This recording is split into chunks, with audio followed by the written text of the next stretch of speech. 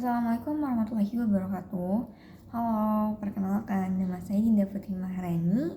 Nah, dalam video kali ini saya tuh ingin menyampaikan pemahaman saya selama 1 semester penuh mengikuti perkuliahan di mata kuliah kewarganegaraan yang saya rangkum melalui tema memenuhi ruang digital.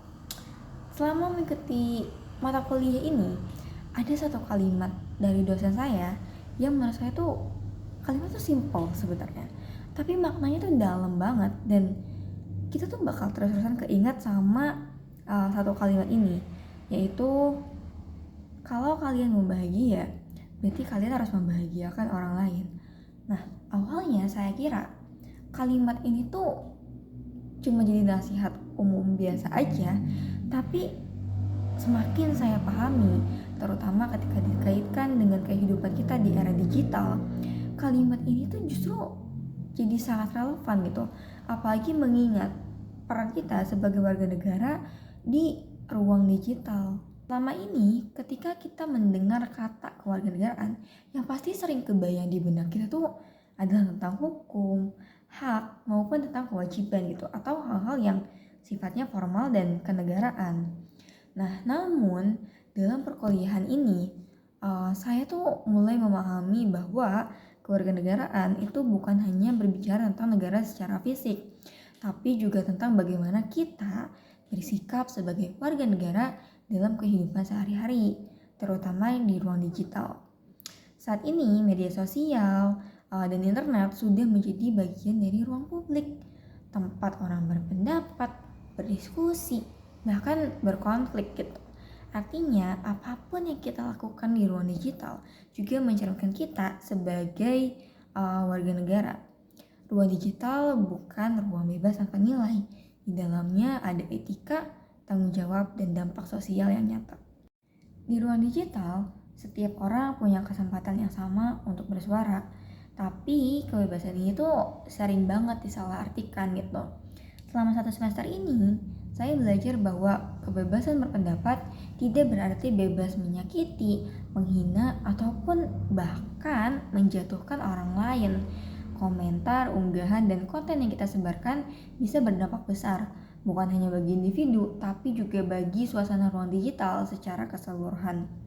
Ketika ruang digital dipenuhi dengan ujaran kebencian, provokasi, dan informasi yang tidak benar, maka yang terjadi adalah ruang digital yang tidak sehat. Sebaliknya, ketika kita mengisinya dengan sikap saling menghargai, empati, dan tanggung jawab, ruang digital bisa jadi tempat yang aman, bahkan membangun. Kalimat dosen kami tentang kebahagiaan memberikan saya satu sudut pandang yang baru. Membahagiakan orang lain di ruang digital itu gak selalu berarti melakukan hal-hal yang besar ataupun viral gitu. Justru seringkali dimulai dari hal-hal yang kecil. Misalnya, gak ikut menyebarkan hoax, tidak terpancing emosi saat berkomentar, menghargai perbedaan pendapat, terus menggunakan bahasa yang lebih sopan dan manusiawi. Hal-hal kecil ini mungkin terlihat sepele nih bagi kita, tapi jika dilakukan secara kolektif, dampaknya besar bagi kualitas ruang digital kita. Dengan membahagiakan orang lain, kita ikut menciptakan ruang digital yang lebih sehat, aman, dan inklusif pastinya. Sebagai mahasiswa, saya juga terus menyadari bahwa saya bukan hanya pengguna media digital, tapi juga bagian dari pembentuknya. Selama perkuliahan ini, saya jadi lebih berhati-hati dalam menggunakan media sosial. Saya mulai bertanya-tanya nih pada diri saya sendiri sebelum mengunggah ataupun sebelum berkomentar. Contohnya kayak, ini bakalan bermanfaat gak ya? Hal ini bakalan berpotensi menyakiti orang lain gak ya?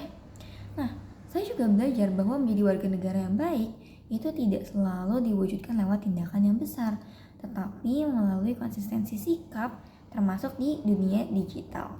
Ketika kita memilih untuk bersikap lebih bijak, kita sebenarnya sedang menjalankan nilai kewarganegaraan dalam bentuk yang paling sederhana, tapi nyata. Nilai-nilai kewarganegaraan seperti tanggung jawab, toleransi, dan kepedulian sosial itu sangat relevan untuk diterapkan di dunia digital. Dengan memahami bahwa setiap tindakan digital kita itu memiliki dampak, kita bisa lebih sadar dalam berperan sebagai warga negara, Memenuhi ruang digital bukan soal seberapa sering kita hadir, tapi bagaimana caranya kita hadir. Apakah kita hadir untuk memperkeruh suasana atau justru membantu menciptakan ruang yang lebih baik dan lebih aman? Melalui tema memenuhi ruang digital, saya memahami bahwa kebahagiaan di ruang digital tidak bersifat individual. Ketika kita membahagiakan orang lain lewat sikap, kata-kata, dan konten yang kita sebarkan, kita juga sedang membangun kebahagiaan bersama sebagai warga negara. Kalimat dosen kami tentang kebahagiaan jadi pengingat bahwa nilai kewarganegaraan tidak berhenti di kelas saja, tetapi harus diterapkan dalam kehidupan sehari-hari, termasuk di ruang digital. Karena pada akhirnya, ruang digital yang sehat adalah cerminan dari warga negara yang bertanggung jawab. Terima kasih semuanya. Sampai jumpa lagi.